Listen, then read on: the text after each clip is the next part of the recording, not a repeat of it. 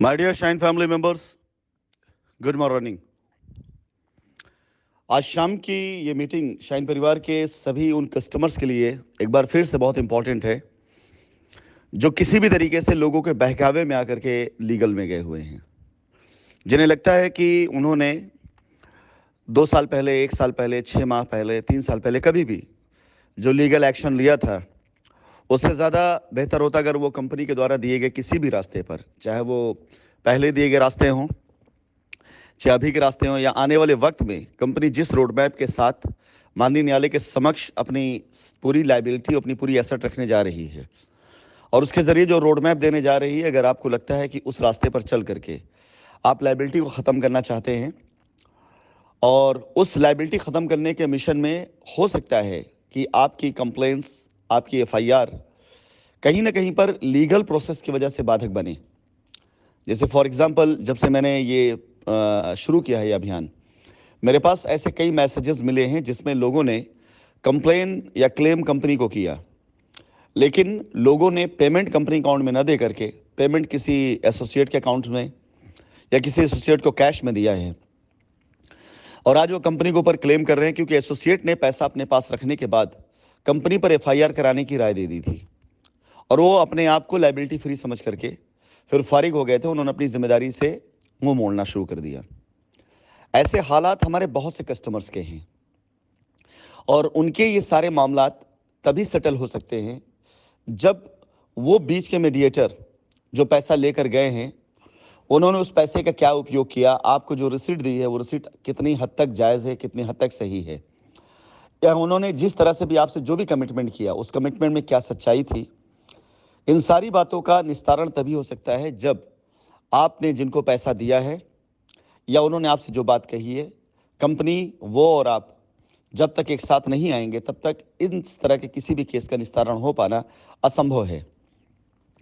क्योंकि कंपनी की जानकारी में ऐसे बहुत से बैंक अकाउंट आए हैं जो शाइन या शाइन से मिलते जुलते नामों के तरीके से खोले गए। कंपनी के जानने में ऐसे बहुत से बैंक अकाउंट्स आए हैं जिन्होंने 2017 के बाद से 18, 19 इस बीच में जिस तरह से कस्टमर से पैसे लिए हैं, जिस किसी और कस्टमर का प्लॉट जिसने बुक किया हो 300-400 में और प्लॉट की कीमत अगर 500-550 हो गई है, जैसा मैंने पहले बताया हुआ है कि पैराडाइज गार्डन हमारा जब लॉन्च हुआ था, उस लॉन्चिंग टाइम में पैराडाइज गार्डन का रेट कुछ और था। उस समय पर बहुत से लोगों ने प्लॉट बुक कराया और जब पैराडाइज गार्डन का रेट 550 हो गया या 600 हो गया, तो पुराने रेट पर जो 400 रुपये का रेट था, उस रेट पर जिन लोगों ने प्लॉट बुक किया था उन्हें रिफंडिंग के लिए प्रोत्साहित करके और उस प्लॉट को रीसेल में नए कस्टमर्स को बेच करके बीच का मार्जिन खाया गया और कस्टमर को पैसा अपने अकाउंट में लेकर के दिया गया। ये उस समय की एक ऐसी जनरल प्रैक्टिस थी जो बहुत से लोगों ने अपनाई होगी। उस समय के सुविधा अनुसार वो बात कितनी सही थी या कितनी गलत थी वो उस समय के लिए उपयोगी था, लेकिन आज की तारीख में ऐसे सारे केस, जिन केस में कंपनी के अकाउंट में पैसे नहीं आए और पैसे डायरेक्ट एसोसिएट्स के अकाउंट में गए हैं, अब उस पैसे से एसोसिएट ने चाहे कंपनी बैंक अकाउंट पैसा डिपॉजिट किया हो, चाहे उसका कोई भी उपयोग किया हो, ये मामला तब तक निस्तारण की तरफ नहीं जा सकता है जब तक एसोसिएट, कस्टमर और कंपनी तीनों एक साथ बैठ करके मामलात को नहीं सेटल करेंगे। मैं इसीलिए आप सभी लोगों से बार बार कहना चाहूँगा, कंपनी जब अपना रोड मैप देगी माननीय न्यायालय के समक्ष, तो उस रोड मैप में पूरी तरीके से कंपनी हर उस बात का ध्यान रखेगी जो लीगल हो, संविधान के अनुसार हो और जिससे हमारे सभी कस्टमर्स की लायबिलिटी ईमानदारी से उतारी जा सके। अब उसमें अगर किसी भी प्रकार का ऐसा कोई केस आता है जिसमें कंपनी के बैंक अकाउंट में पैसे नहीं आए हुए हैं या ऐसा कोई भी जिसमें कंपनी पर कोई भी पेमेंट नहीं बकाया है लेकिन लोगों ने एफआईआर कर रखा है,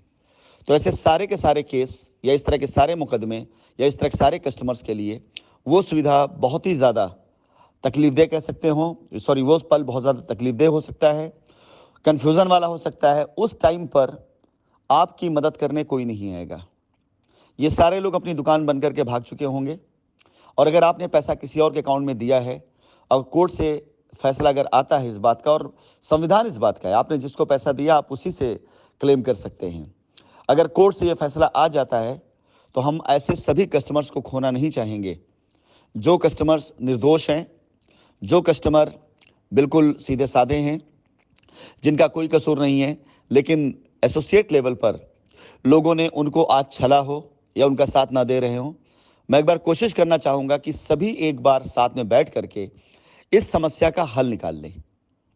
मेरी तरफ से एक प्रयास है और मैं चाहूँगा कि ऐसे कस्टमर आज ज़रूर ज्वाइन करें, जो लीगल में भी गए हुए हैं और जिनके साथ-साथ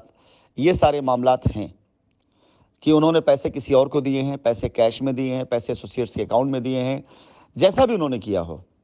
मैं चाहूँगा कि ये सारे कस्टमर्स आज ज़रूर ज्वाइन करें, ताकि अभी से आप फॉलोअप ले सकें उन सभी एसोसिएट्स का। और अगर वो संपर्क में नहीं आ रहे हैं, तो उसका फिर क्या रास्ता है और उस रास्ते पर कैसे चला जा सकता है, इसके बारे में अधिक जानकारी के लिए आज की मीटिंग को ज़रूर ज्वाइन करें।